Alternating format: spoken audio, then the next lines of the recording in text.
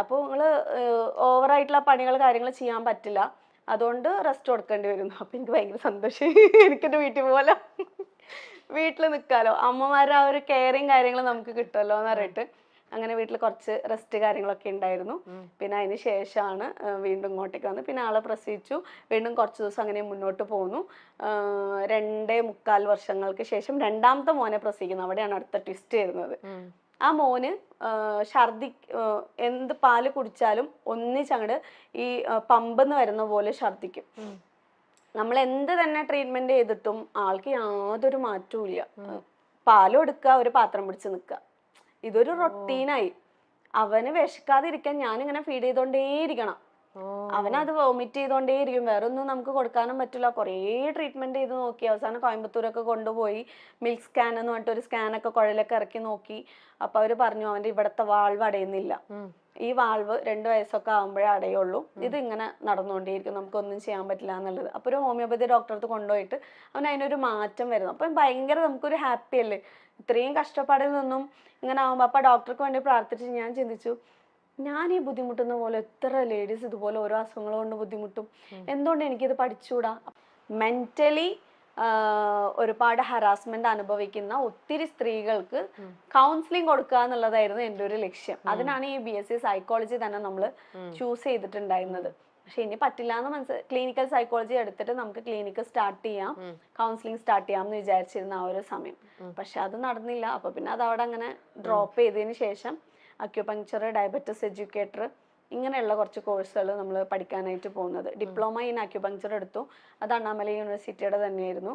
അതിനുശേഷം ഇതിൻ്റെ കൂടെ കുറേ കോഴ്സുകൾ ഇങ്ങനെ നമ്മൾ ചെയ്തുകൊണ്ട് വരുമ്പോഴാണ് PMKUIയുടെ ഗവൺമെൻറ് പഠിപ്പിക്കുന്ന, സെൻട്രൽ ഗവൺമെൻറ് പഠിപ്പിക്കുന്ന ഡയബറ്റിസ് എഡ്യൂക്കേറ്റർ എന്ന് പറഞ്ഞ കോഴ്സ് ഉണ്ട്.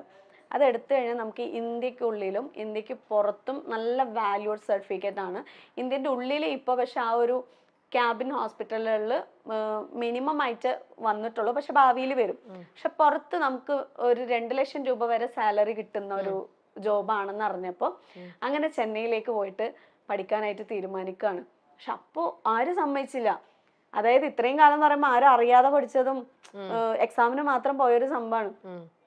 4-5 മാസം വീടും ഈ 2 കുട്ടികളെയും വിട്ടിട്ട് നമ്മൾ ചെന്നൈയിലേക്ക് പോയി നിൽക്കുക. എൻറ്റയർലി ഡിഫറെൻ്റ് ആയിട്ടുള്ള ഒരു സംഭവം. ആരും സമ്മതിക്കാൻ, ഞാനത് മനസ്സിൽ പോലും എടുത്തില്ല.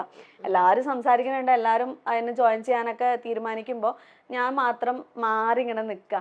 അപ്പൊ എന്നോട്, ഞാൻ ഭയങ്കര ആക്റ്റീവായിട്ട് നിൽക്കുന്ന ഒരാളാണ്. അപ്പൊ ഈ ഒരു സംസാരം വന്നപ്പോൾ മാത്രമേ ഞാൻ മാറി നിന്നപ്പം ക്ലാസ്സിലെ മറ്റുള്ള എല്ലാവരും ചോദിച്ചു, നീ പഠിക്കേണ്ട സംഭവം ആണ് ശരിക്കും പറഞ്ഞാൽ, നിനക്ക് അതിനുള്ള എബിലിറ്റി ഉണ്ട്, ബട്ട് വൈ നീ എന്തിനാ ഇങ്ങനെ മാറിക്കണമെന്ന് ചോദിച്ചപ്പോൾ, ബട്ട് വൈ എന്ന് ചോദിച്ചു കഴിഞ്ഞാൽ ഞാൻ മാരീഡ് ആണ്, എനിക്ക് 2 കുട്ടികളുണ്ട്, എനിക്ക് പുറകിൽ വലിയ ഫാമിലി ഉണ്ട്, ഇവരെല്ലാവരും തൃപ്തിപ്പെടുത്തിക്കൊണ്ട് എനിക്ക് ഒരിക്കലും ചെന്നൈയിലേക്ക് പോകാനായിട്ട് പറ്റില്ല, നടക്കാത്തൊരു കാര്യമാണ്, ആഗ്രഹിച്ചിട്ട് വിഷമിക്കുന്നതിനേക്കാളും നല്ലത് ആഗ്രഹിക്കാതിരിക്കുന്നതല്ലേ എന്ന് പറയും. അങ്ങനെ എനിക്ക് ഇതിൻ്റെ വാല്യൂ കാര്യങ്ങളൊക്കെ പറഞ്ഞിട്ട് എൻ്റെ ഫാദറിൻ്റെ അടുത്ത് ഫസ്റ്റ് സമ്മതം വാങ്ങിച്ചു തരാണ്, ഇങ്ങനെ ഒരു കോഴ്സാണ്, ഭയങ്കര ഇതാണ് എന്നൊക്കെ പറഞ്ഞിട്ട്. അപ്പൊ ഫാദർ ഓക്കെ പറഞ്ഞു. അതിന് മുമ്പ് ഞാൻ അമ്മനെ സെറ്റാക്കി, കൈക്കൂലി കൊടുത്ത് സെറ്റാക്കാന്ന് പറഞ്ഞ പോലെ ഫോൺ വിളിച്ചിട്ട് ഞാൻ പറയും, കാല് പിടിക്കുന്ന പോലെ ഞാനൊരു കാര്യം ചോദിക്കാണ്, എൻ്റെ മക്കളൊരു 3-4 മാസത്തിന് ഒന്ന് നോക്കുമോ പ്ലീസ്? അതിന് നീ അങ്ങോട്ട് പോകണം, ദുബായിക്ക് വല്ലതും പോകുന്നുണ്ടാന്ന് ചോദിച്ചു. നമ്മൾ ദുബായിക്കല്ല, എനിക്ക് പഠിക്കണം, എനിക്കിങ്ങനെ നല്ല സാലറി കിട്ടുന്ന പോലെ ഒരു ജോബ് വന്നിട്ടുണ്ട്, അമ്മ സമ്മതിച്ചാൽ മാത്രമേ ഇത് നടക്കുള്ളൂ, എങ്കിൽ മാത്രമേ ഇത് ആരെടുത്തെങ്കിലും പോലും പറയാനുള്ള ഒരു ഇത് മാത്രമേ ഉള്ളൂ, കാരണം എനിക്ക് എൻ്റെ മക്കളെ വേറെ എവിടെയും വിടാൻ പറ്റില്ല, നമ്മുടെ അത്രയും സുരക്ഷിതമായിട്ട് ആരും ഈ ഭൂമിയിൽ നോക്കാനും ഇല്ല, എന്നെക്കാളും നന്നായിട്ട് നോക്കും. അപ്പൊ പറഞ്ഞപ്പോ എൻ്റെ മോന്റെ കാര്യം പറഞ്ഞല്ലോ, ഭയങ്കര വെറുപ്പിയാണ് അവൻ, അവന്റെ കാര്യം മാത്രമാണ് എനിക്കൊരു ഇത്.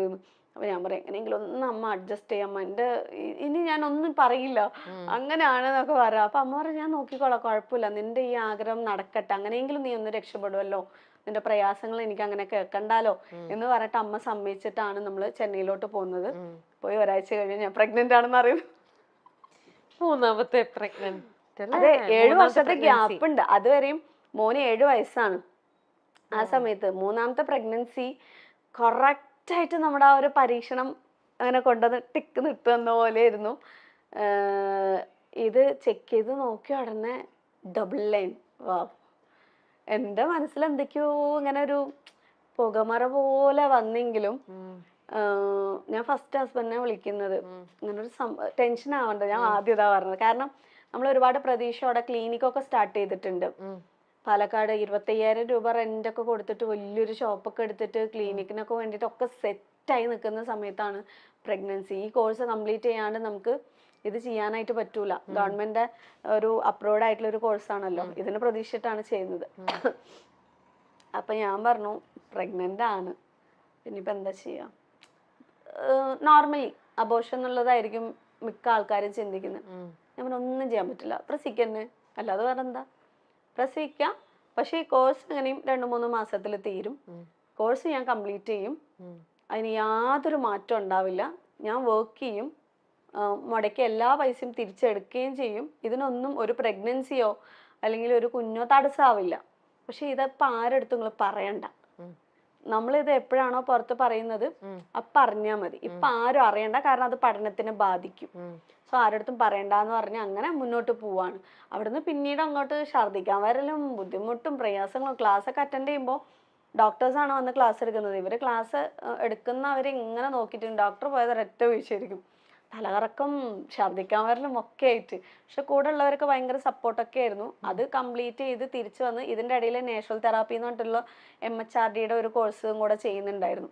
ആ സർട്ടിഫിക്കറ്റും കൂടെ കിട്ടണമായിരുന്നു. ഈ ഡയറ്റിന്റെ കാര്യങ്ങളും ഫുഡിന്റെ കാര്യങ്ങളും ഇങ്ങനെയൊക്കെ ആയിട്ടാണ് അതിലവർ പഠിപ്പിക്കുന്നത്. അതിന് പക്ഷെ പോകുമ്പോഴേക്കും ഞാൻ മൊത്തത്തിൽ വീക്കായി. എനിക്ക് ഫുൾ സ്ട്രെസ്, അതായത് ബേബി താഴേക്ക് ഇറങ്ങി വരുന്നത് എനിക്ക് ഫീൽ ആയി തുടങ്ങി. അന്നേരത്തേക്ക് എത്ര മാസമായി? 4 മാസം കഴിഞ്ഞു, 5 മാസമൊക്കെ സ്റ്റാർട്ട് ചെയ്യുന്ന സമയത്ത്. പക്ഷേ ഒരു യൂട്രസിന്റെ ആണോ എന്തിന്റെ ആണോ എന്നറിയില്ല, എനിക്കിങ്ങനെ ഫീൽ ആവും. ഞാൻ നടക്കുന്ന സമയത്ത് ടക് ടക് ഇങ്ങനെ എന്തോ വരുന്ന പോലെ. ഞാനിത് ആരോടും പറയാതെ വെച്ചിരിക്കുക. ആ സമയത്താണ് ട്രെയിനിൽ പോകുമ്പോൾ, ഈ ട്രെയിന് രാത്രി സമയത്തുള്ള ഒരു ഫാസ്റ്റ് സ്പീഡ് ഉണ്ടല്ലോ, നമ്മൾ വിചാരിക്കും ട്രെയിന് പോയി ഇടിക്കാൻ പോവാ അല്ലെങ്കിൽ എന്തെങ്കിലും ആവാൻ പോവാണെന്ന്. എനിക്ക് ഏറ്റവും കൂടുതൽ പേടി, ഞാൻ വീണ്ടും എൻ്റെ പഠനത്തിന് വേണ്ടിയിട്ട് ഈ കുഞ്ഞിനെ ഞാൻ ബലി കൊടുക്കുകയാണോ. കുഞ്ഞിന് ഷുവർ ആയിട്ടും അബോർഷൻ എന്തെങ്കിലും ആയിക്കഴിഞ്ഞാല് തീർന്നില്ല, എല്ലാരും ബ്ലെയിം ചെയ്യും. അതെ, ബ്ലെയിമിങ് മാത്രല്ല, ഞാൻ തന്നെ സ്വയം ബ്ലെയിം ചെയ്യും. കാരണം എനിക്ക് കുഞ്ഞുങ്ങൾ എന്ന് പറഞ്ഞു കഴിഞ്ഞാൽ എനിക്ക് അങ്ങനെ ജീവനാണ്. അപ്പൊ ഈ മോൾക്കൊന്നും സംഭവിക്കുകയും ചെയ്യരുത്, മോളായിരുന്നു, ഒന്നും സംഭവിക്കുകയും ചെയ്യരുത്, എങ്ങനെയെങ്കിലും മുന്നോട്ട് പോകണം, ഒരു 5-6 ക്ലാസ്സും കൂടെ പഠിച്ചോനെ എന്നെ എങ്ങനെയെങ്കിലും ഒന്ന് പിടിച്ചു നിർത്തിക്കൊണ്ടാ, ഒന്നും സംഭവിക്കരുത്. എന്നിട്ട് ആ സമയത്താണ് ഞാൻ മോളോട് സ്വയം, ട്രെയിനിൽ എല്ലാവരും ഉറങ്ങുന്ന സമയമാണ്, താങ്ങി പിടിച്ചോണ്ട് ഞാൻ അവളോട് ഇങ്ങനെ പറയും, നിനക്കൊന്നും പറ്റില്ല കേട്ടോ, അമ്മയ്ക്ക് എങ്ങനെയെങ്കിലും രക്ഷപ്പെടണ്ട, അതിന് വേണ്ടിയിട്ടാണ് നമ്മൾ രണ്ടുപേരും കൂടിയുണ്ട്, നമ്മൾ രണ്ടുപേരും കൂടിയിട്ടാണ് പഠിക്കുന്നത്, അതുകൊണ്ട് എൻ്റെ മോക്കൊന്നും സംഭവിക്കൂല, അത് ഞാൻ ഗ്യാരണ്ടി തരുന്നു. ഇങ്ങനെ ഞാൻ പറയല്. നമുക്ക്, അതായത് ഞാൻ എന്നെ തന്നെ മോട്ടിവേറ്റ് ചെയ്യുന്ന പോലെയാണ് എനിക്ക് ആ സമയങ്ങളിൽ തോന്നിയിട്ടുണ്ടായിരുന്നത്. ഇതിന്റെ ഇടയിൽ കൂടെ ഈ ട്രെയിനിൽ ഒരു സ്ത്രീ ഒറ്റയ്ക്ക് യാത്ര ചെയ്യുമ്പോഴുള്ള ഒരു ബുദ്ധിമുട്ടുണ്ടല്ലോ, നമ്മൾ എത്രത്തോളം പ്രയാസങ്ങൾ അനുഭവിച്ചിട്ടാണ് പോണത് നീ പോകുന്ന ആൾക്കാർക്കൊന്നും അറിയില്ല. അവർക്കൊരു തട്ടല് മുട്ടല് എന്തെങ്കിലും ഒന്ന് കിട്ടിക്കഴിഞ്ഞാലുള്ള ഒരു സുഖം, ഒരു TT ആണോ, TT ആരെങ്കിലും വേറെ ആരെങ്കിലും നമ്മൾ എന്തെങ്കിലും ചെയ്തു കഴിഞ്ഞാൽ നമുക്ക് നോ പ്രോബ്ലം, വേഗം TTയോട് പോയി പറയാന്ന് പറയാം. TT ഭയങ്കര കമ്പനി ആയിട്ടൊക്കെ സംസാരിച്ചൊക്കെ വന്നിട്ട് ഏറ്റവും ലാസ്റ്റ് എൻ്റെ സീറ്റിൽ വന്നിരുന്നു, ഇയാൾ എന്തൊക്കെയോ കാണിക്കുക, മുട്ടാൻ വരിക, തൊടാൻ വരിക, പിടിക്കാൻ വരിക. അപ്പൊ അവിടെ ബാക്കി ആൾക്കാരില്ലേ?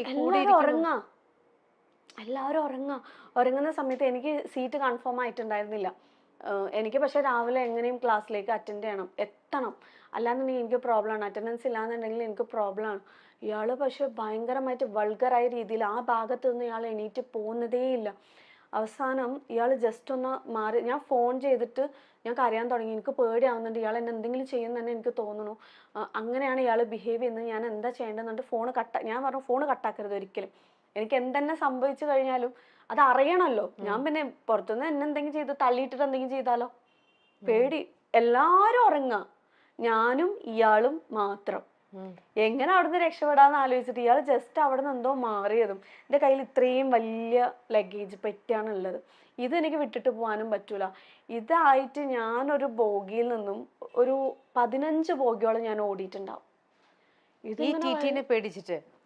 ആ സമയത്തുള്ള ധൈര്യമില്ലായ്മയാണ് ഞാൻ ഈ പറയുന്നത്. എനിക്ക് ആരാണ് ഈ ഫോണിൽ ഹസ്ബൻഡിനെ വിളിച്ചു ഞാന്, അദ്ദേഹം പറഞ്ഞു തന്ന ഐഡിയ ആണ്. അല്ലല്ല, ഞാൻ എന്താ ചെയ്യേണ്ടത് എനിക്ക് അറിയണില്ല, ഞാൻ വണ്ടിയിൽ നിന്ന് ഇറങ്ങാനും പറ്റുന്നില്ല, സ്റ്റേഷനിൽ നിന്ന് എവിടെയെങ്കിലും ഇറങ്ങാനുള്ള ഒരു ഓപ്ഷനും ഇല്ല, എന്താ ചെയ്യേണ്ടത്. ഇപ്പൊ നിക്ക്, ഞാൻ എന്തെങ്കിലും, ആൾക്ക് എന്താ ചെയ്യാൻ പറ്റുക, ഒന്നും ചെയ്യാൻ പറ്റില്ല, ആളവിടെ നിൽക്കല്ലേ.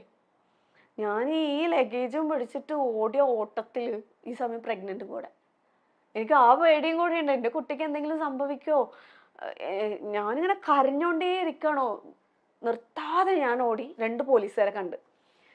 ഹിന്ദിക്കാരാണ്. എനിക്കാണെങ്കിൽ ഹിന്ദി അറിയില്ല.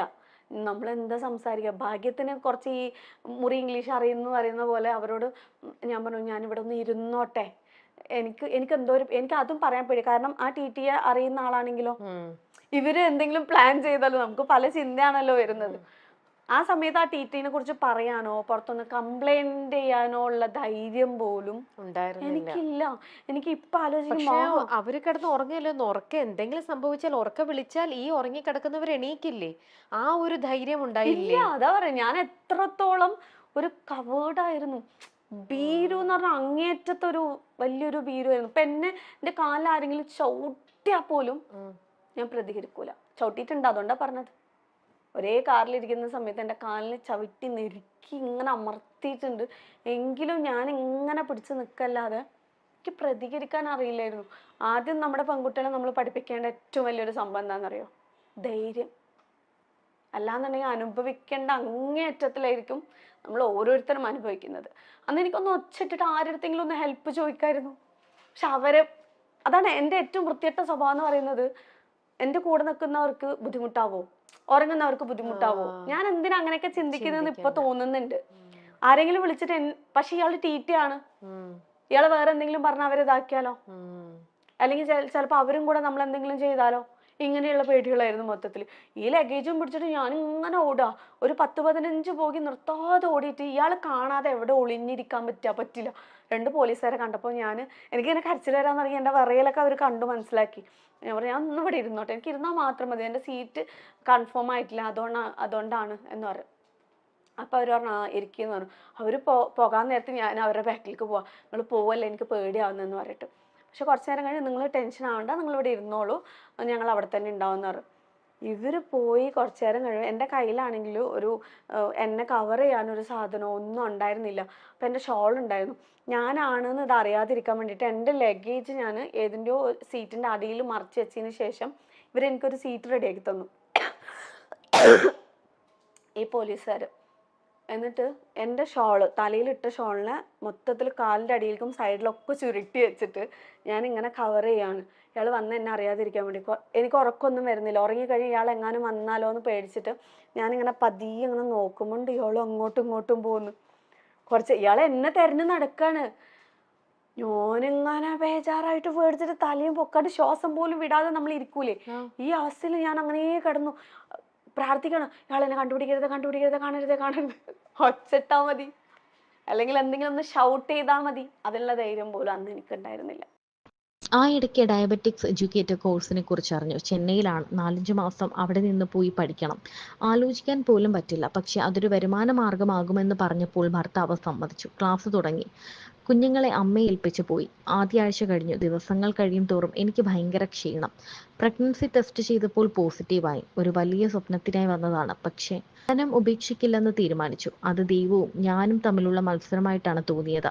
ഹോസ്റ്റൽ ഭക്ഷണത്തോട് പൊരുത്തപ്പെടാനായില്ല. ഇൻസ്റ്റിറ്റ്യൂട്ടിൽ താമസിക്കാനുള്ള അനുവാദം വാങ്ങി. വെറും തറയിൽ നിസ്കാരപ്പായ വിരിച്ചാണ് കിടന്നത്. കുട്ടികൾ എത്തുമ്പോഴേക്കും കുളിച്ച് റെഡിയാകും. ആ കോഴ്സ് എങ്ങനെയോ പൂർത്തിയാക്കി. അവസാന മാസങ്ങളിലെത്തിയപ്പോൾ 45 കിലോ ഉള്ള ഞാൻ 90 കിലോ ആയി. സഹിക്കാൻ പറ്റാത്ത വേദന. എഴുന്നേറ്റ് നിൽക്കുമ്പോൾ കുഞ്ഞ് താഴേക്ക് ഇറങ്ങി വരുന്ന അവസ്ഥ. അങ്ങനെ 3ാമത്തെ മകൾ പിറന്നു. 3ാമത്തെ മോൾക്ക് 9 മാസം. 40 ലക്ഷം രൂപ ലോൺ എടുത്ത് വീട് വാങ്ങി. അതിനോട് ചേർന്ന് പ്രമേഹ രോഗികൾക്ക് മാർഗനിർദ്ദേശം നൽകാനായി ഒരു ക്ലിനിക്ക് തുടങ്ങാൻ തീരുമാനിച്ചു. അപ്പോഴാണ് എല്ലാ കണക്കുകൂട്ടലും തെറ്റിച്ച് വീണ്ടും സിലു ഗർഭിണിയായത്. അത്ര സങ്കീർണമായിരുന്നു അവസാന പ്രസവം. മാസങ്ങളോളം ബെഡ് റെസ്റ്റും വേദനകളും അനുഭവിച്ചതാണ്. ഉടനെ മറ്റൊരു കുഞ്ഞ്. അബോർഷൻ അല്ലാതെ മറ്റു വഴിയില്ലെന്ന് ഭർത്താവ് പറഞ്ഞു. പക്ഷേ അവൾ സമ്മതിച്ചില്ല. ഒരു ജീവനെ ഇല്ലാതാക്കാൻ തയ്യാറല്ലെന്ന് തീർത്തു പറഞ്ഞു. മകൻ പിറന്നു. ആരോഗ്യ പ്രശ്നങ്ങളും പോസ്റ്റ്മോർട്ടം ഡിപ്രഷനും കൊണ്ട് സിലു അന്ന് ഒരുപാട് അനുഭവിച്ചു. പക്ഷേ കുഞ്ഞിന്റെ മുഖം കാണുമ്പോൾ അതെല്ലാം മറന്നു.